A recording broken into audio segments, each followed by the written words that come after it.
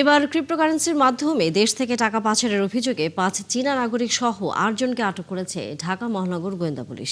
উত্তর বসুন্ধরা আবাসিক এলাকায় অভিযান চালিয়ে এই দুর্ধর্ষ সাইবার অপরাধীদের আটক করেন ডিবি। সেই সাথে উদ্ধার করা হয় ৫১,২৫১টি মোবাইল সিম।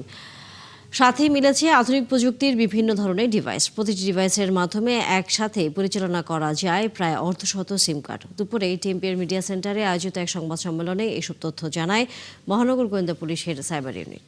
৫১,২৫১টি সিম উদ্ধার করি আমরা। ২১টি ভিওআইপি জিএসএম গেটওয়ে, এটা একটা মেশিন যেটার মধ্যে অনেকগুলো সিম ইনসার্ট করা থাকে। এর মাধ্যমে সার্বক্ষণিকই ক্রিপ্টোকারেন্সির মাধ্যমে আমাদের এই টাকাগুলা প্রতারণা হচ্ছে। আমাদের সাধারণ মানুষ এই এই এই মেশিনটির মাধ্যমে আসলে প্রতারিত হচ্ছে।